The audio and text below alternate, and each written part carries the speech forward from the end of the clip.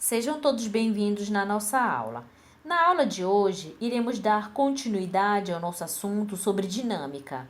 Hoje, iremos abordar sobre a primeira lei de Newton, que é o princípio da inércia. Mas antes de vermos o conceito dessa primeira lei, vamos analisar algumas situações do cotidiano que envolvem esse princípio de Newton. Analise as nossas imagens. Quem nunca foi praticamente lançado de um automóvel ou de um ônibus durante uma freada brusca, ou simplesmente bateu em algum obstáculo ao andar de bicicleta, ou tentou puxar ou empurrar algum objeto qualquer e não conseguiu tirá-lo do lugar, ou simplesmente exerceu uma certa força com pouca intensidade em algum objeto, como por exemplo um carrinho de supermercado, e ele percorreu uma boa distância.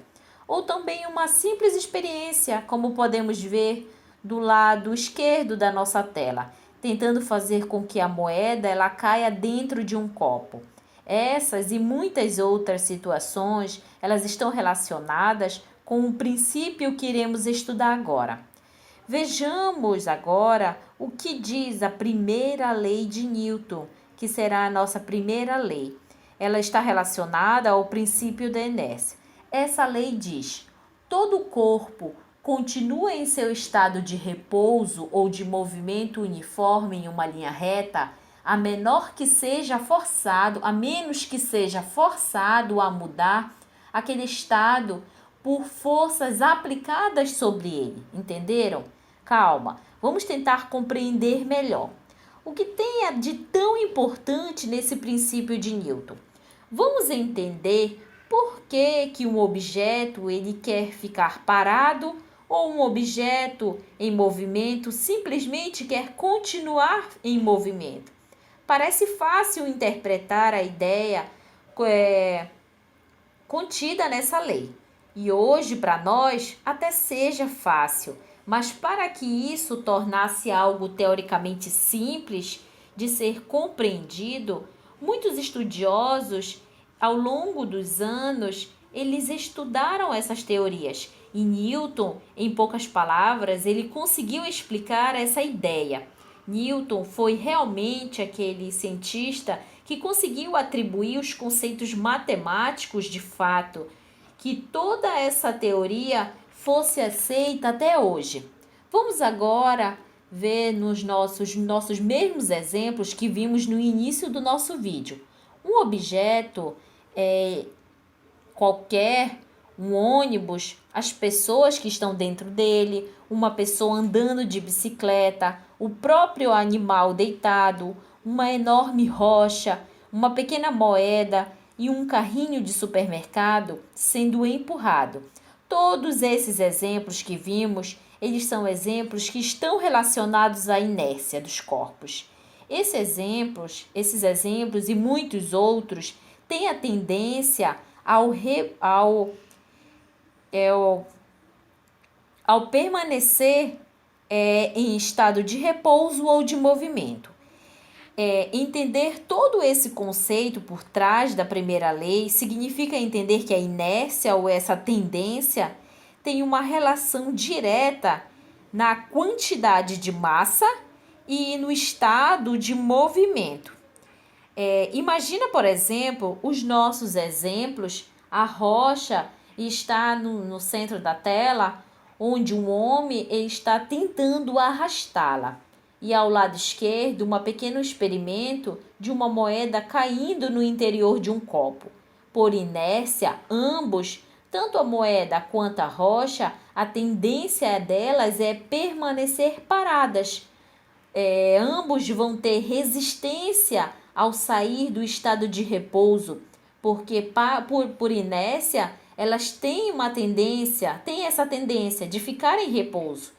No caso da rocha, a resistência dela ela é muito maior, porque ela possui uma grande quantidade de massa. Quanto maior a massa, maior é a inércia dos corpos. Então, a força externa que deve ser aplicada no corpo para que haja movimento, para que a inércia seja quebrada.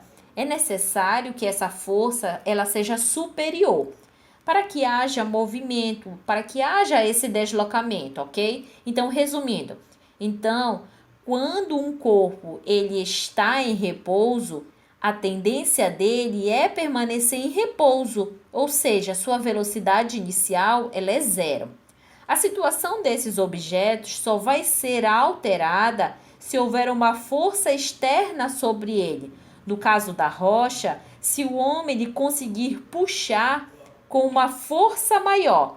E a moeda, já que possui pouca massa, a força aplicada no papel, ela não é tão grande, o qual fará com que ela caia dentro do copo, se deslocando, quebrando com essa inércia com maior facilidade. Já no caso dos outros exemplos, o ônibus, o carro, o carrinho e a bicicleta, se por um acaso eles estiverem em movimento uniforme em uma linha reta, esse termo uniforme significa que a velocidade desses objetos ela é constante. Ela não é alterada em nenhum momento. Ou seja, ele não possui uma aceleração e nenhuma desaceleração. Lembrando que a aceleração é a grandeza que determina a variação de velocidade dos corpos. Como o movimento ele é dito uniforme, a velocidade possuída sempre será o mesmo valor. Nesses exemplos, só entrarão em repouso caso atue uma força externa neles. E por isso que as pessoas, os passageiros dentro do ônibus e o rapaz que está andando de bicicleta, eles foram arremessados para frente, já que o veículo e essas pessoas estavam em movimento. E quando houver essa mudança, a essa tendência deles era de permanecer em movimento. Então, de acordo com a primeira lei, se um corpo está em repouso, ele tem a tendência de permanecer sempre em repouso. E já se um corpo ele estiver em movimento uniforme, a tendência dele é permanecer em movimento uniforme. Boas aulas, bons estudos e até a nossa próxima aula.